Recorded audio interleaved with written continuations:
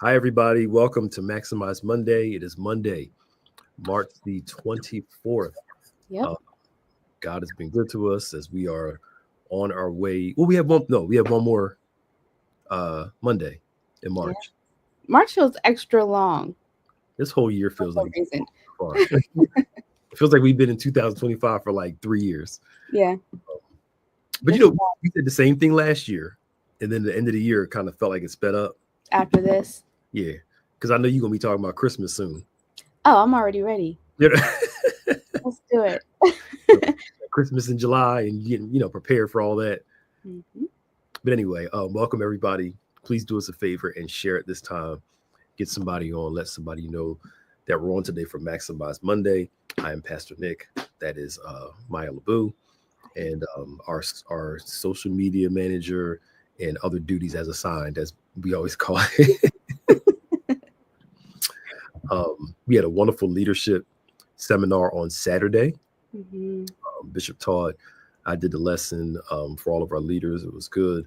I got to talk to you about see if we can work out sending a link out for that and something else from that. Remind me after Okay. something that me and Bishop talked about yesterday. Anyway, y'all. So that was Always like fun. Right. Always. uh yes, great service yesterday. Um at in the morning, 11 o'clock service, as Bishop talked about healing, Mhm. prayer, faith, and believing that Jesus has compassion on us, active compassion that causes him to move. We had a great service yesterday. If you didn't get the chance to watch it, go back on one of our platforms and watch the video. I believe the sermon is up on YouTube and Facebook, sermon only, right? Now the whole So what happens is the full sermon goes up, and then there's also just a clip of the message as well. okay, but the whole service is still on our Yep. website. The full worship is on YouTube, Okay, and then you also clip it down to just the message. okay, Mhm. go check it out. We had a good time, and then last night we were at 5 o'clock. We were at Second Baptist. Did they stream that? They did, so that's on our Facebook page as well. Okay, cool. So Bishop preached in Second Baptist in Bethlehem last night. Uh, we streamed the service. Go back on our Facebook page and watch. We had great worship from beginning Mhm. to end, and of course, Bishop preached and did his thing as always. And we're just giving people go back and check it out. Again, please do us a favor and share this. Maximize Monday. Now, welcome everybody. Hi, hi, hi, hi, hi, hi, hi. Hello. Oh, oh, we're in our Lent season too. Yeah, there's a lot going on in these next Yeah, it few is. Yeah, because Easter's coming up soon. in 28 days. 28 days. Yep. Okay. So Palm Sunday's on the 13th. Okay, cool. Uh, I gotta make sure I remind Bishop about that. Time's going fast. Right, it's Yeah. going fast. Even though we just said it was taking a long time, but Yeah, yeah. So we're in Lent. We're sacrificing. We're giving to the homeless, and we're practicing generosity and making sure that we're dropping things off in the bin or giving on one of our giving platforms to catch the fire. We'll go out and buy some stuff, new toiletries, like tote bags, undergarments, all this stuff like that, socks, all new stuff to help the homeless. We're collecting up to Easter Sunday, and we believe that God's going to do great things for us and for the community. And thank you for all of you who are being generous at this time. We have our Lent prayer on Wednesday at 7 a.m. Come on and join us. Some of you watch us live in the morning. Some of you had people talking, oh, I'll catch you later on. They ain't up that early, but just something to get you going, to encourage you. And I was talking to somebody last night, and they were saying how something I brought up either last week or the week before. If it's hard for you to give up, it's usually a good thing to give up. yep. And if we can't give it up for God, what does that say about our dependence on that thing? Mm-hmm. And, I'm not saying for Lent, you got to give up everything, but it's just a reminder to not put other things before him. Yeah. And the whole premise of fasting is not to deprive you of things. It's just to rearrange things, put into perspective. Yeah, it's cool to go do that, but don't put it before God, though. Mm-hmm. That's what the whole premise is don't let this thing be a priority over the one that you're seeking. Yeah. So we're in that journey now, and I hope it's all going well for you all. And people are talking about feeling that closeness to God again. Yeah.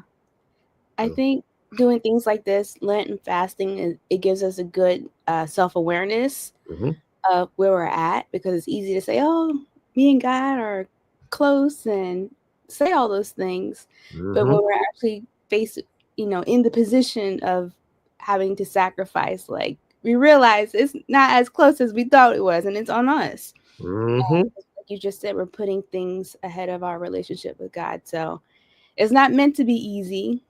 But I think it's really good opportunity to kind of become more aware of some things that we might need to change and grow on to really be close to God, like we say we are. Yep. Because after Lent, the goal is like, oh, I can finally go do this, and you go just run right back to it again, like nothing ever happened.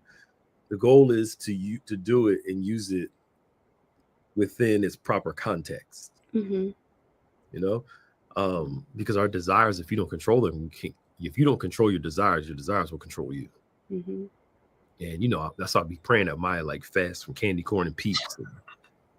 And, I've been doing a lot better. Okay. Downsized. Yes. So instead of 10 bags of candy corn, I have 1, maybe 2. Wait a minute. Candy corn starts selling in July. 10 bags? They stop selling in November. So that's a good amount of time to have a bag or a few bags of candy corn. 10? Well, they're like wax. You probably can buy 10 bags and it'll last you for 5 years and probably still won't mold or nothing like that. They last a long time, yeah.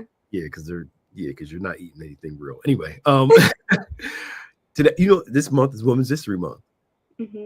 And, I think one of the things that could be good for us to discuss is the fact of women's roles in Scripture. Something I talked about on the leadership meeting on Saturday, that women during the Bible days, let's be honest here, they lived in a very strong patriarchal society.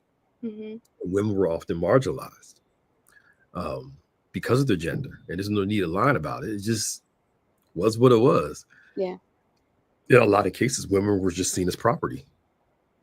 You're there to have kids, take care of the house, and that's it. And you're seeing an evolution of the role of women throughout life, throughout history, taking on roles. I mean, we had a woman run for president, VP and run for president. You're seeing these things, but you're also still seeing those subtle hints of know your place when it comes to women. And they don't say it out loud. Most people don't, but for some people it's still that. It is passive aggressive. It's still that, I'm not letting no woman over me, or I ain't letting no woman, that kind of thing. Yeah. But for a society to really thrive, it takes women. And a lot of Jesus' ministry was towards women. The empowerment of women. In the Old Testament, you see a lot of women being disempowered. And then you see shades of them being empowered, but then you see Jesus kind of reversing the script of showing, look, hey, sis, just because society says this about you, originally you're created in my image and likeness. All right. So, and I think as women, something I want to, really try to teach the young girls that, yeah, it's great, get married, have kids, do all that stuff, but you can also have a career at the same time too. And it doesn't have to be one or the other. You could have both. Yeah. Because a lot of the message now is either one or the other. Either get married and sacrifice your career, or go for your career and sacrifice having a family. Yeah. But you can actually do both. Right. I think it's just the way things are presented that, and if you want to, you can use the Bible to oppress a group of people. It's possible. It happens all the time. It's possible. So I think for the ladies, marriage isn't the cake, it's the icing on the cake. Yeah. Your substance, your life, who you are in God, all that stuff, that's the substance of the cake. Everything else is icing and cherry on top. Right. But without that substance, it won't be there. I'll say this and I'll move on. It's like I listened to an interview with Felicia Rashad. Oh. She tells people she lets people call her Felicia. She's black. Yeah, I didn't know that. Her real name, she's pronounced Felicia. And she talked about, being in light, and talked about seasons of her insecurity and how she grew, and people you wouldn't think would be insecure about certain things are insecure. Because you're like, don't you know who you are? Right. But everybody, male and female, but it's women, the pressure and the premises finding that substance within more than external. Mm-hmm. Anyway, I'm sorry. I feel like growing up, for girls, things were always romanticized. Like, you meet the prince and you fall happily ever after and you have babies, and like that was the epitome of what we had to look forward to.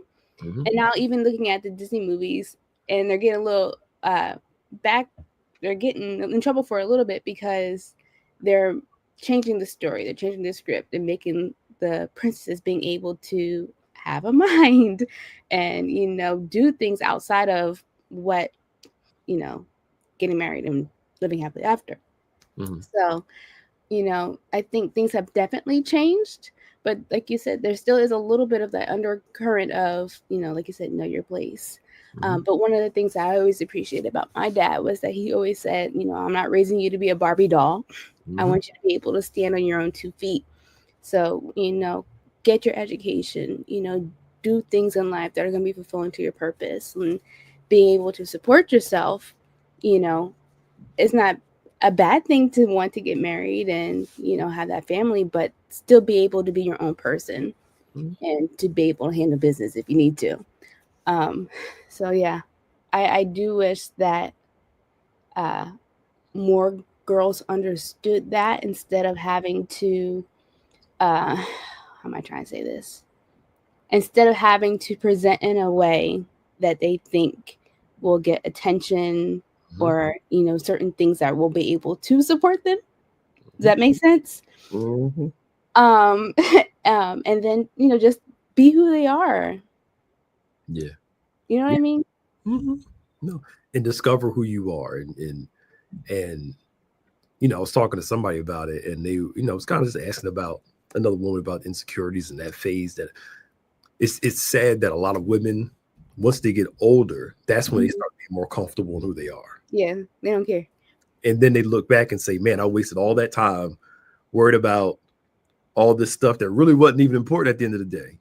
But mm-hmm. I think a lot of it is like when they say, well, society makes me feel like, and society makes me feel like, and I'm like, well, who in society's coming up to right. you need to be? Maybe look at this too pragmatically. I'm like, I think the internal pressure mm-hmm. of desiring acceptance and desiring, something is more here than it is mm-hmm. out here. I remember I was talking to a young lady, and we were talking about security about looks and stuff. Mm-hmm. I said, name the top, most beautiful women to you. Mm-hmm. And I said, those are the ones you talking about? Yeah. I said, none of them look alike. Yeah. So which one's the standard? Never thought about it like that. Because all of them are uniquely different shades, different this. Which one is it? Mm-hmm. So now you're comparing yourself with, watch this, a fleeting, moving goal that is unattainable because it's different. And even those people don't look like they used to anymore. Look like that in real life. Right. Like, come on. Like, you looking at the made up, overly, person. Mm-hmm. But I think a lot of, and this is for men and women, just trying to celebrate the sisters, the ladies now. But a lot of the pressure most of us feel is internal pressure from the voices of our comparison, the voices of our insecurities, the voices of so-and-so. And I think it goes back to Adam and Eve in the garden. God comes, they hide. They said, we hid because we're naked. And God asked them, who told you? Mm-hmm. Who told you? How did you come to this awareness of this difference? Mm-hmm. It wasn't until sin, that insecurity came in. Then it was, oh, we got a problem. And a lot of what goes back to a lot of our struggles is who told you. Yeah. And for a lot of things, watch this, it's not what somebody said, it's our interpretation of what we feel like they said or what they did. But who Yeah. told you you're too short, too this, too that, too. A lot of us, it was just we saw this. Mm-hmm. Okay, I'm not that, so I must not be. Right. But nobody came and told you. Mm-hmm. We just observed and interpreted. Yeah. And I think it's an interesting concept too, because you're assuming that everyone, sorry, Okay. my mom was calling me. You're assuming that everyone, how I know she'll be okay. If you don't see me tomorrow, call the popo. Right. But we assume that everyone likes that idea of what is pleasing or whatever, or what's beautiful. When that's not even the case either. Just because you think one person likes this over here doesn't mean that there's not someone else who likes who you are or the type of person that you are too. So yeah, man, it's one of those things, that internal dialogue that we have. Mm-hmm. You know, we have these deep conversations with ourselves that in the long run aren't that important, but other than to make us feel inadequate and insecure Mm-hmm. and unvaluable. Yep. Going back to who said it, it wasn't God, it was you. It was you. It was you.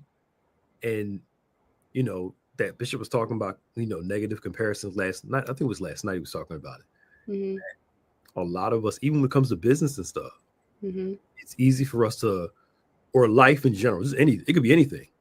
This assumption, Mm-hmm. outside in comparison to somebody else.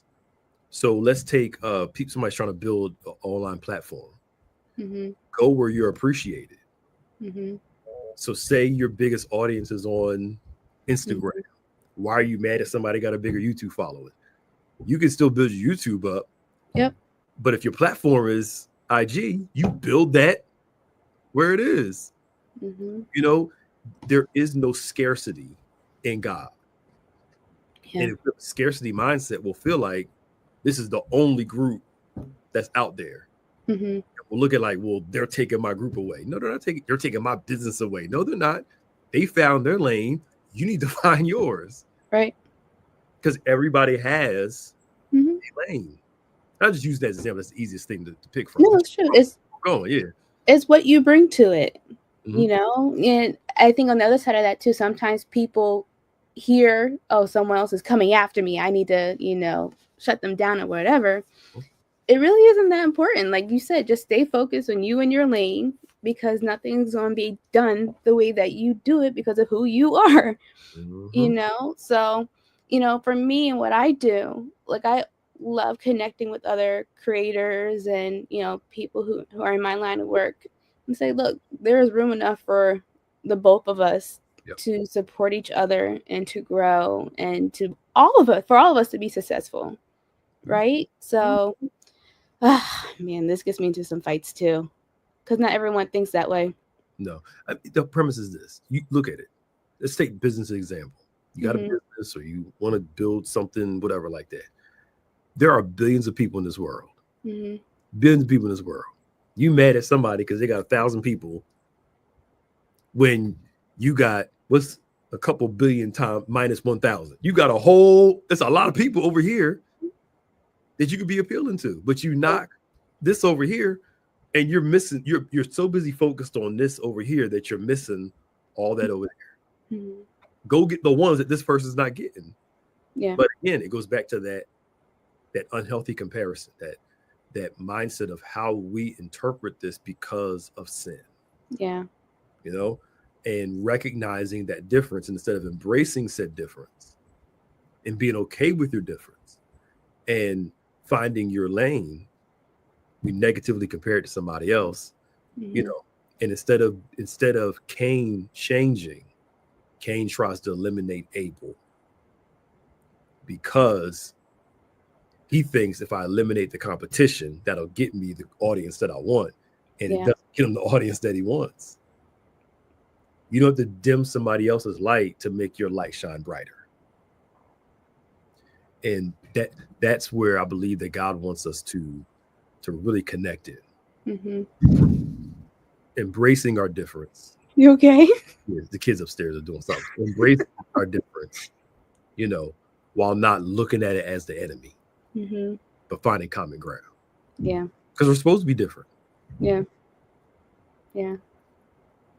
We have this unhealthy desire of wanting to be the best and to be number one. And, when you think about it, there is no one who is that, besides Jesus that I can think of.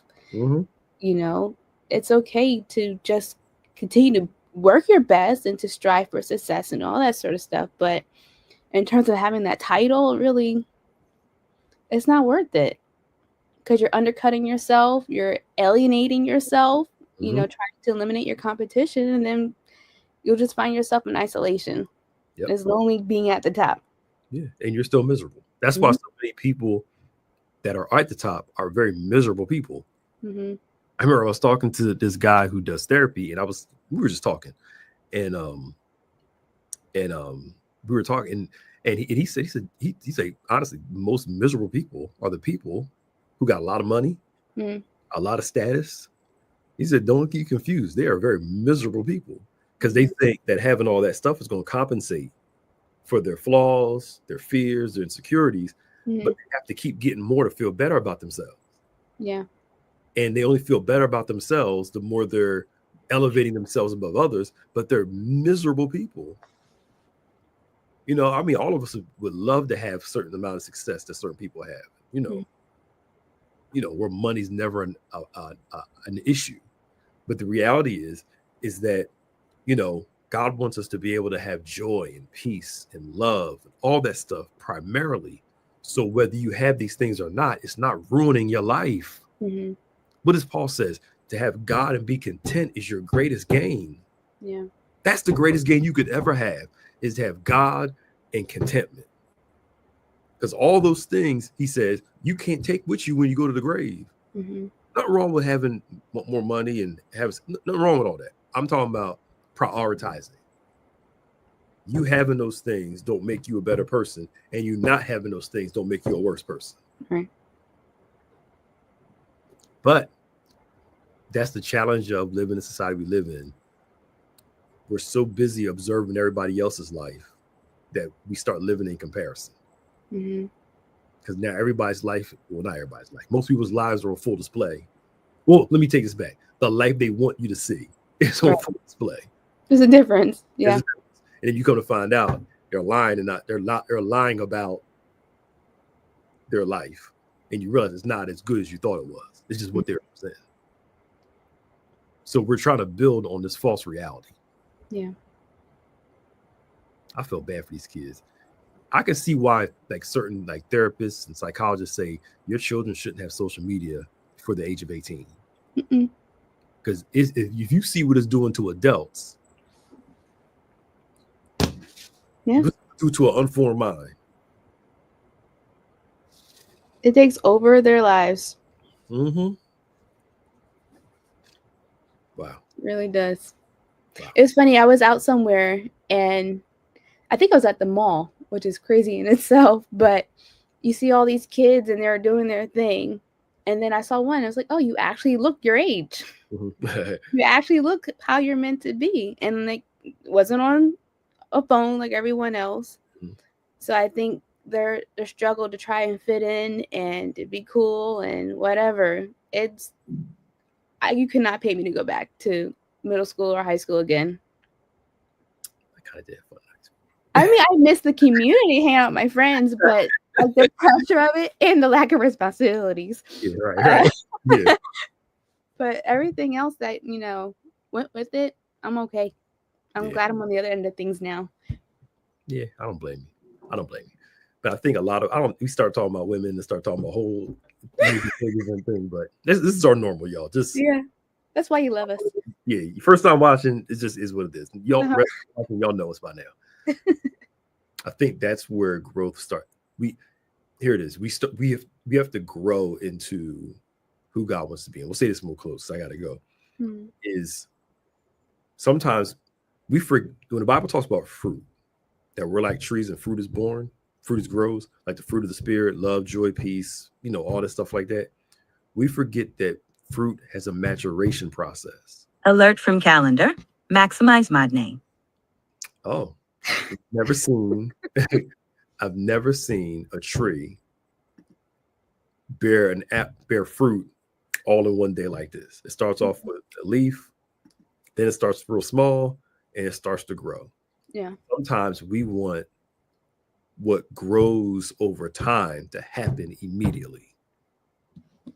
All of a sudden become more loving, all of a sudden become more joyous, all of a sudden become more meek and gentle and faithful. And all those things grow as you mature. They're fruit, they're developed. And, you have to wait until they're ripened, ready to be consumed. And just because, like I went to my grandma's last week, and they still have this fig tree in front of the house that this has been there since we were kids. And I remember my grandfather always tell us, he's like, look, there are figs here, but you have to make sure they're ripe first, because if you eat them before they're ripe, you can get sick. And just because they look fully developed on the outside doesn't mean they're fully developed on the inside. And you have to give it time for it to ripen where it's able to be consumed. And this is not an excuse to stay the same. This is just a reality of being patient with yourself and knowing that if you continue to walk with God, you'll continue to be made new. And eventually those things, those fruit of the spirit, will start getting bigger. You'll become more loving, more joyous, more faithful, more peaceful, more self-control. Those things grow. We want it to happen now. Yeah.